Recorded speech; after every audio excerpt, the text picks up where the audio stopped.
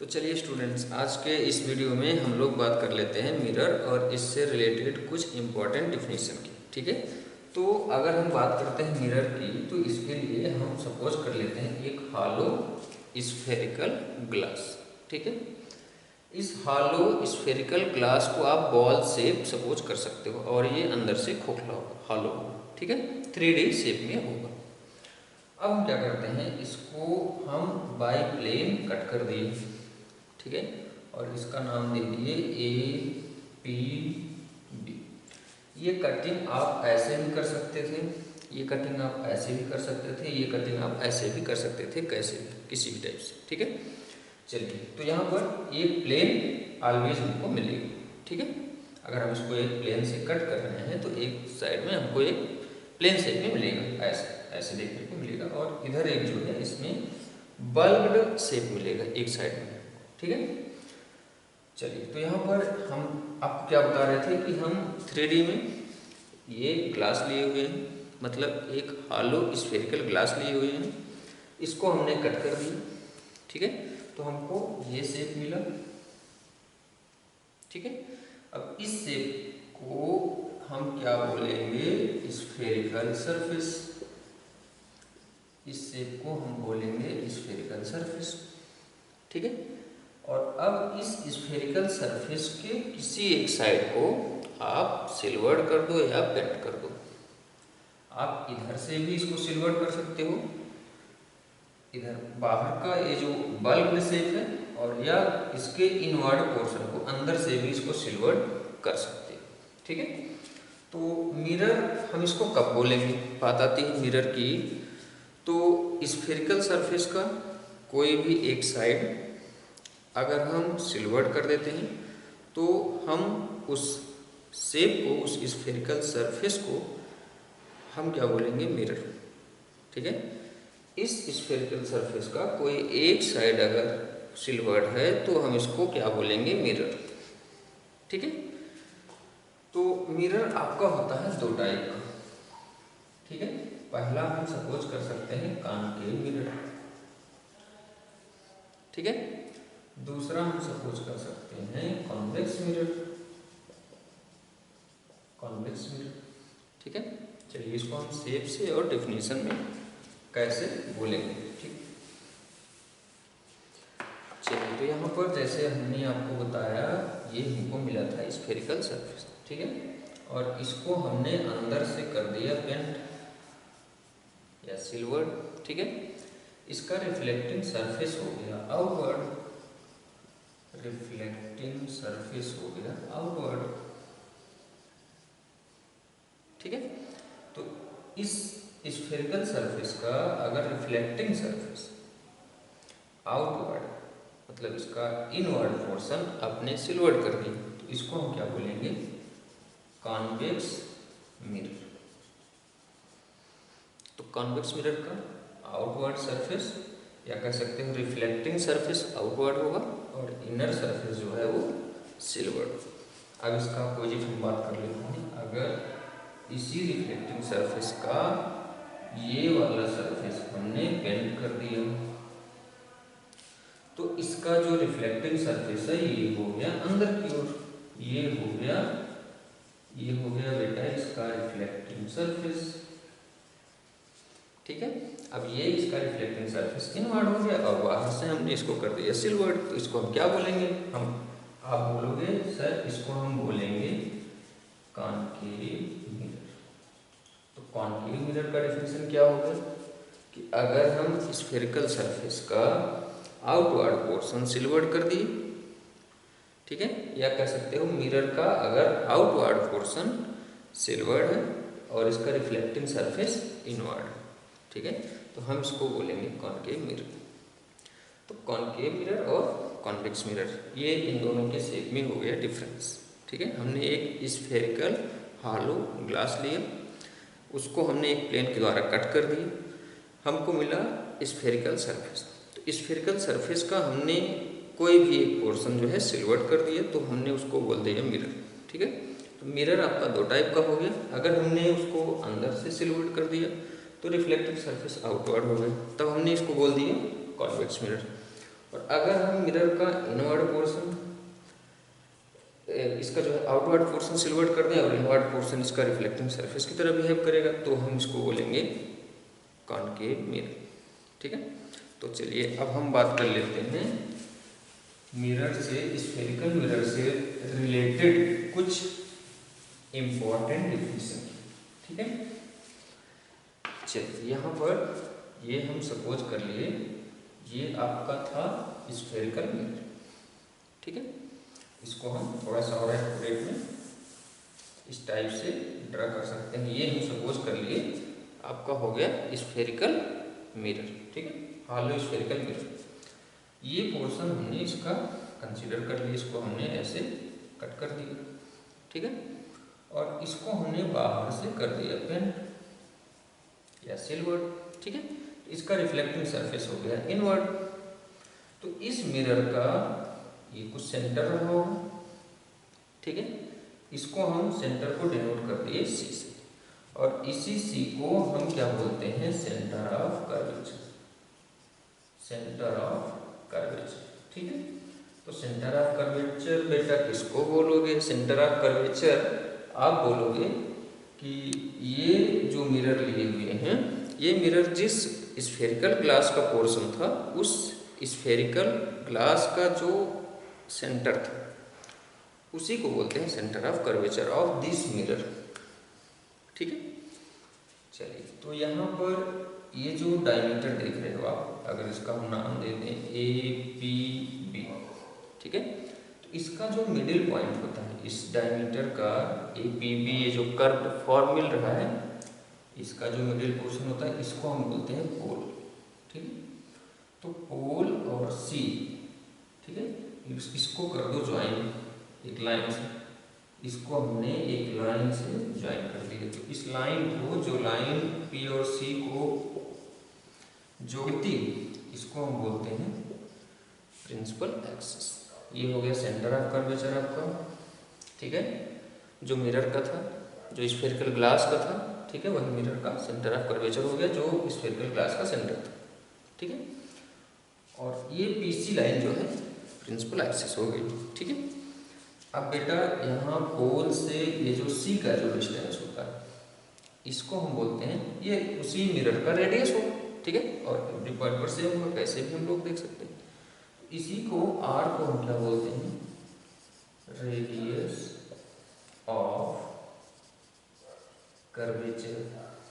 ठीक है, इसको हम क्या बोलेंगे, radius of curvature. Radius of curvature, centre of curvature, principal axis. ठीक है, ठीक। तो यहाँ पर और पोल, इतना डिफिनेशन हम लोग डिस्कस कर रहे हैं। ठीक है, अब इसके बाद हम बात कर लेते हैं लीनियर अपर्चर की। अपर्चर किसको बोलते हैं? ये जो शेप है, ये ए पी बी। ठीक है, ये जो शेप है, ये जो पोर्शन है ए पी बी, इसी को हम लोग बोलते हैं अपर्चर। ठीक है, और ये जो ए जो सी पर एंगल फॉर्म कर रहा है, इंड ए सी पर जो एंगल फॉर्म कर रहा है, इंड बी, या कह सकते हो ये जो कर्व पोर्शन ए बी है, जो ए बी है, जो सी पर जितना एंगल फॉर्म कर रहा है, इसी एंगल को हम बोलते हैं एंगुलर अपर्चर। और ए बी के डायमीटर को हम बोलते हैं लीनियर अपर्चर। लीनियर अपर्चर किसको बोलोगे? Diameter of A B, diameter of A B. ठीक है, और ये जो एंगल फॉर्म कर रहे हैं, ये इंड ए और इंड बी जो सी पर एंगल फॉर्म कर रहे हैं, या कह सकते हो ए सी बी या बी सी ए, इसको बोलेंगे एंगुलर अपर्चर। इसको बोलेंगे एंगुलर अपर्चर। ठीक है, कोई डाउट तो नहीं? तो एंगुलर अपर्चर आप कह सकते हो एंगल ए सी बी और एंगल बी सी ए। ठीक है, ये जो एंगल फॉर्म हो रहा है। तो हमने पोल डिस्कस कर लिया, सेंटर ऑफ कर्वेचर डिस्कस कर लिया, रेडियस ऑफ कर्वेचर डिस्कस कर लिया, लीनियर अपर्चर डिस्कस कर लिया, और एंगुलर अपर्चर हमने यहाँ पर डिस्कस कर लिया। ठीक है, और as well as principal axis और पोल भी हमने डिस्कस कर लिया। ठीक है, आगे बढ़ते हैं। आगे आपका जो इम्पोर्टेंट टर्म है वो है प्रिंसिपल फोकस, प्रिंसिपल फोकस, ठीक है। तो यहाँ पर डियर स्टूडेंट्स, ये जो प्रिंसिपल फोकस होता है, प्रिंसिपल फोकस बेटा आपका एक रियल फोकस होता है और एक होता है वर्चुअल फोकस, ठीक है। तो हम आपको बताते हैं रियल फोकस क्या है, कब होता है, मिलता है हमको, और वर्चुअल फोकस कब मिलता है, ठीक है। तो यहाँ पर हम सबसे पहले कंसीडर कर लें, अगर इसका हम ये जो आउटवर्ड या बल्ब पोर्शन है, बल्ब मीन्स होता है उभरा हुआ पोर्शन, इसको हमने अगर सिल्वर्ड कर दिए, बल्ब का स्पेलिंग अगर आप जानना चाहो इस टाइप से, ठीक है, ठीक। तो यहाँ पर इसका रिफ्लेक्टिंग सरफेस हो गया इनवर्ड, तो मतलब हम कह देंगे कि ये हो गया कॉनकेव मिरर, ठीक है। तो यहाँ पर अगर हम कुछ पैरेलल रे ऑफ लाइट, चलिए यहाँ पर हम इसका अगर हम मिडिल पॉइंट सपोज करें तो ये हो जाएगा फुल, ठीक है। और ये इसका जो जिसका ये पार्ट था, जिस हालो स्फेरिकल हालो ग्लास स्फेयर का ये पार्ट था, उसका सेंटर, इसका सेंटर कर्वेचर हो जाएगा। अभी भी हमने आपको बताया, तो इस लाइन को हम क्या बोलेंगे, प्रिंसिपल एक्सिस, ठीक है। पीसी लाइन को बोलेंगे प्रिंसिपल एक्सिस। प्रिंसिपल एक्सिस के पैरेलल जितनी भी रे ऑफ लाइट इस अपर्चर के किसी पॉइंट पर इंसिडेंट होती है, वो सब कहाँ से होकर के जाती हैं, वो सब एक कॉमन पॉइंट से होकर के जाती हैं, जिसको हम लोग क्या बोलते हैं, प्रिंसिपल फोकस, ठीक है। जितनी भी रे ऑफ लाइट होंगी, जितनी भी रे ऑफ लाइट होंगी, ये सभी कहाँ से जाएंगी, एक कॉमन पॉइंट से, ठीक है। तो ये सभी लाइनें जो हैं आफ्टर रिफ्लेक्शन, आफ्टर रिफ्लेक्शन, ये इंसिडेंट रे है और ये रिफ्लेक्टेड रे है, ठीक है। तो आफ्टर रिफ्लेक्शन एक कॉमन पॉइंट से ये सभी होकर के जाते हैं, ठीक है। इस या कह सकते हो कि प्रिंसिपल एक्सिस पर, प्रिंसिपल एक्सिस के एक कॉमन पॉइंट से होकर के ये सभी रेज जाती हैं आफ्टर रिफ्लेक्शन। तो इसको हम क्या बोलते हैं, इसको बेटा हम लोग बोलते हैं प्रिंसिपल फोकस, ठीक है।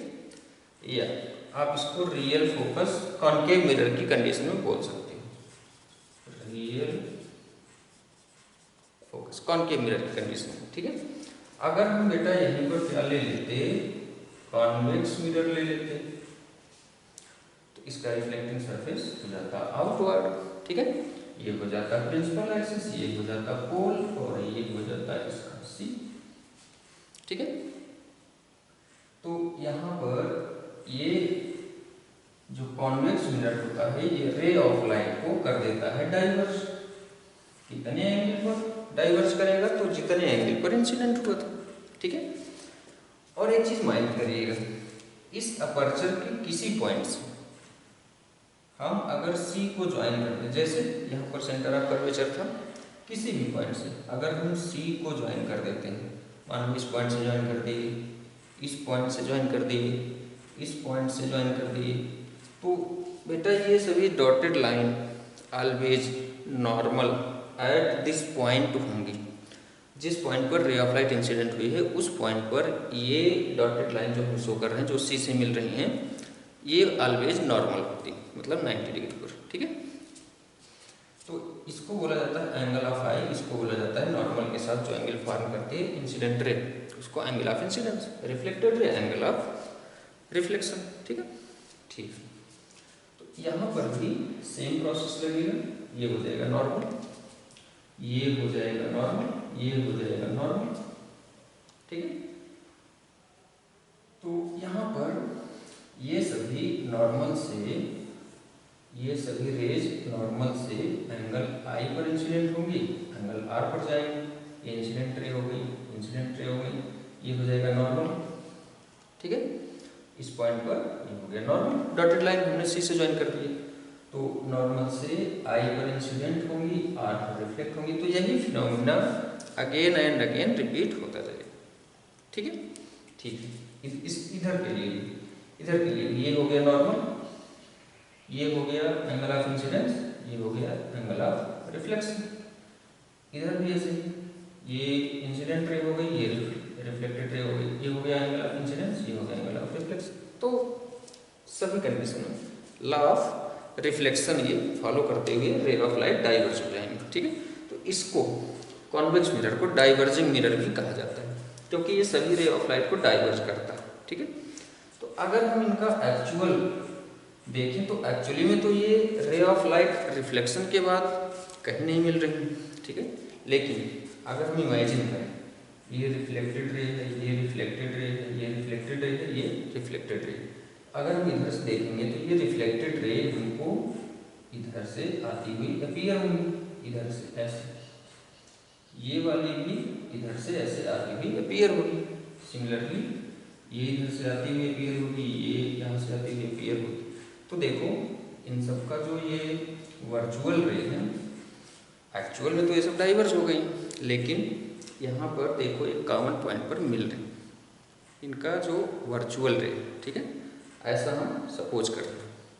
तो इसको बोलते हैं वर्चुअल फोकस, और ये होगा कॉन्वेक्स मिरर की कंडीशन में। तो कॉन्वेक्स मिरर में वर्चुअल फोकस और कॉनकेव मिरर में रियल फोकस, ठीक है।